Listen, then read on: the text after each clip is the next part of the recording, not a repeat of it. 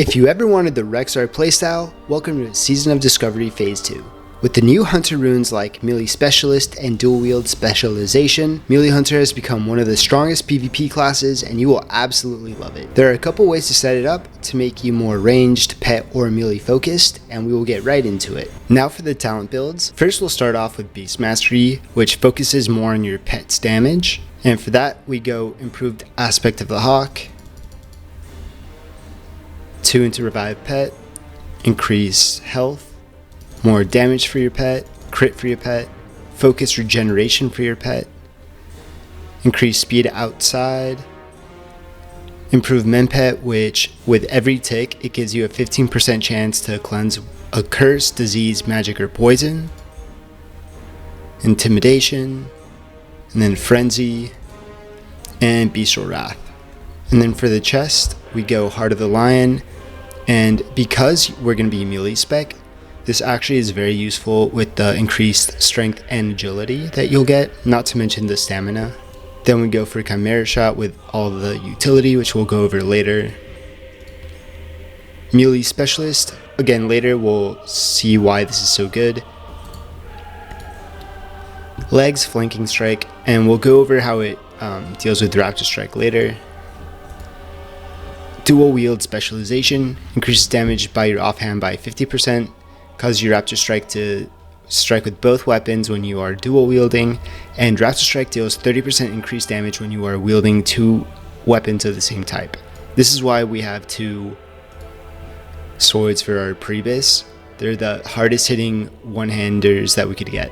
And the cool thing about Beast Mastery, going Beast Mastery spec, is you not only get the melee spec, but you could also, just switching out some runes, go for classic Beast Mastery ranged spec if your group needs ranged for group content. Alright, now we'll do the survival spec. This will focus more on melee damage. So we go 3 into Humanoid Slaying, 2 Deflection, which increases parry chance. We go Savage Strikes, increases the critical strike chance of Raptor Strike and Mongoose Bite by 10%. Go 2 into that.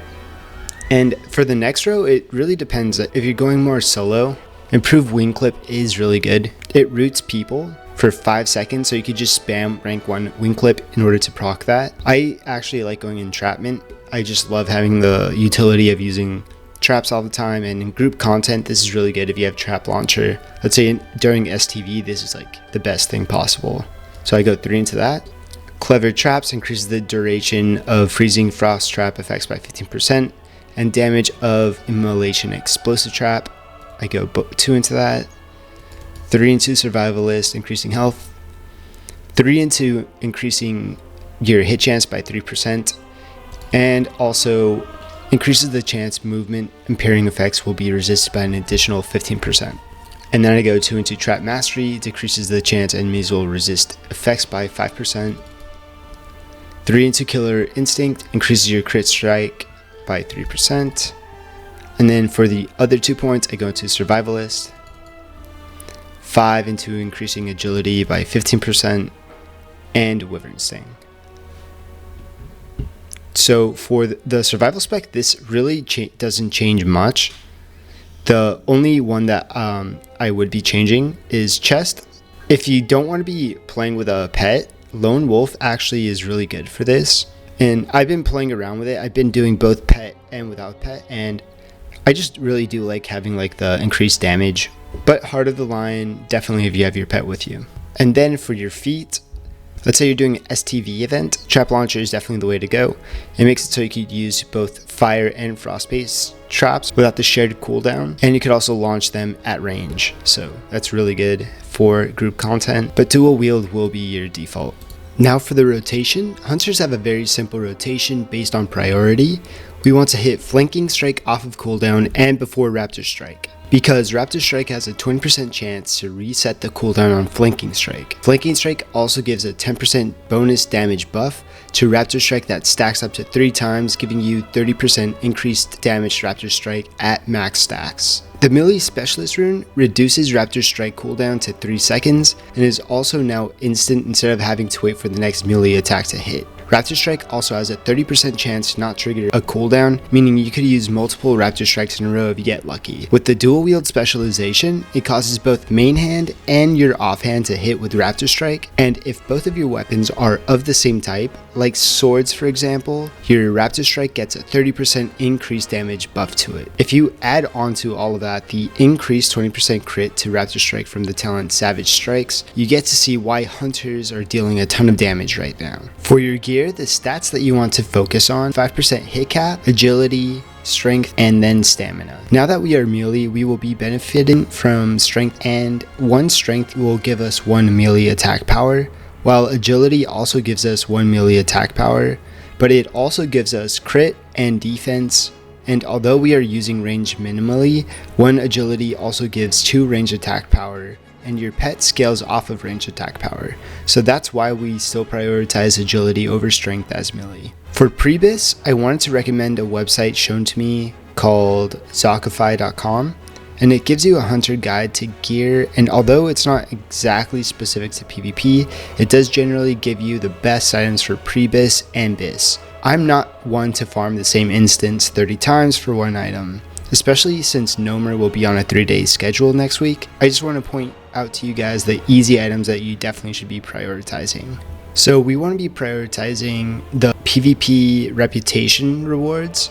For Warsong Gulch in the neck, you get the Sentinel Medallion, which gives you 11 agility and 7 stam. You also get the Sergeant's Cloak if you don't have something better. If you're in engineering, Parachute Cloak is also super nice. It gives you 8 agility and reduces your fall speed by 10 seconds, which is super useful in Arathi Basin.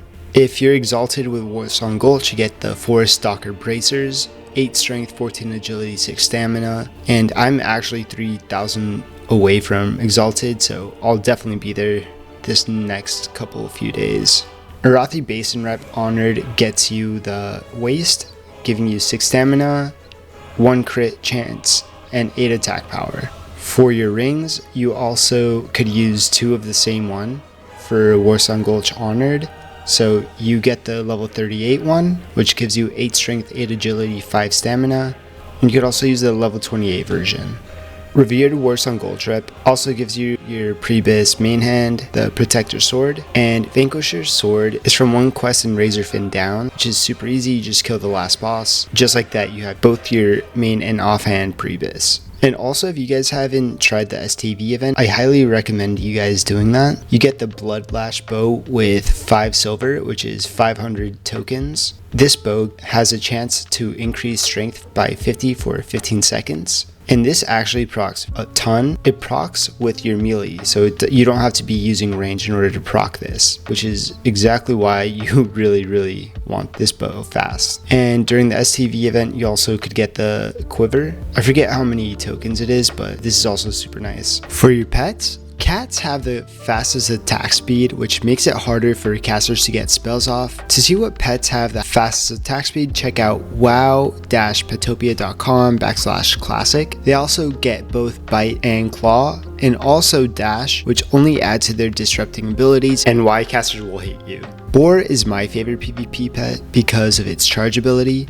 With a 25-second cooldown, it charges towards an enemy and roots them in place for 1 second, which makes a big difference when you're trying to chase down enemies. You want to take off autocast for that charge, macro, and bind it so you could use it when you need it.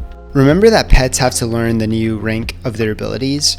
The way to do that is you have to stable your current pet and tame the new pet with the ability, and have the pet use that ability on enemies until it says you learn the new higher ranked pet ability. To see what pets have what ranked abilities, check out Petopia. Always keep your pet happy because they deal more damage. And for pet abilities, I also do recommend prioritizing Nature and Shadow Resistance because those help out with poisons, roots, and fears, which will be useful in PvP. Now, professions. When Season of Discovery first launched, I was hesitant about leatherworking, but with the new epic patterns, it makes it 100% worth it. I have alts for gathering professions, which is why I pair leatherworking with engineering, as engineering also gives really good items for PvP. The way I would recommend leveling up engineering is actually starting off with skinning and mining. so that you can get the extra income from skinning and work on your mining and mail the material to a bank vault until you have enough mats to get the max professions cap. You can check out wow-professions.com and it will give you a rough estimate of the amount of materials that you'll need. This will save you time from stopping to level engineering while leveling, which you really do not need for it. I actually grabbed enough mats to get my engineering skill to 100, and then I grabbed the goggles because helm pieces don't drop until your mid-20s, allowing you to grab those stats pretty early. Also, while leveling, do focus on grabbing every single mining node that you come across in the first zones. Even go out of your way to kill the mobs to get to a mining node. This is because it helps a ton to be able to access the higher level mining nodes when you get to the new zones. For PvP add-ons and macros, Threat Plates is a good unit frame add-on that tracks debuffs on enemies like your Serpent Sting, displaying it right overhead of the enemy. Details is great because it allows you to see your damage and your team's. If you see a hunter getting higher damage, you can compare what you are doing differently than he is. The last add-on I will mention is Battleground Enemies. What it does is it lists all the players just right there for you. You could have their trinket cooldowns. You could see who is carrying the flag. I use a lot more add-ons. Both all of the add-ons and macros I have and use are listed in my Discord, which I have linked down in the description below.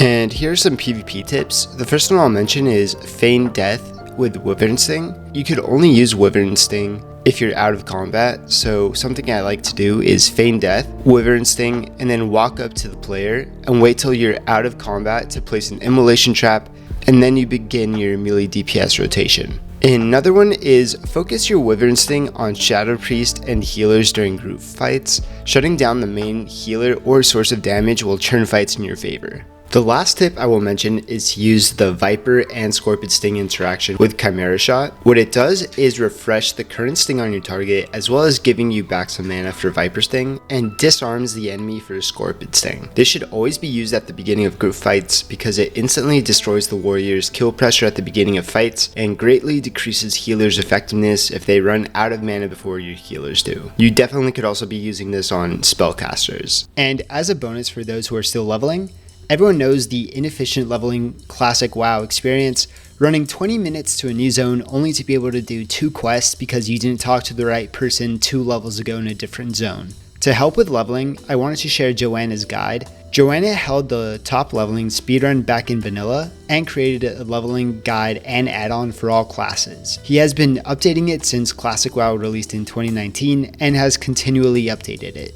To help out this channel, use that reference link below to get Joanna's leveling guide and add-on. I've been using it since 2019 and have also been using it in Season of Discovery to quickly level up alts and cannot recommend it enough. It is perfect for people who want to learn speed leveling, level multiple alts, or want an efficient leveling experience. It has a ton of hunter leveling tips, recommends what pets you get for the highest available abilities, shows you the quest NPC character models, marks them, and makes a sound when they spawn or are targetable, and it even tells you when to put quest items in the bank for later turn-ins and so much more. Again, using that reference link does help out this channel. Thanks for watching and good luck in Season of Discovery.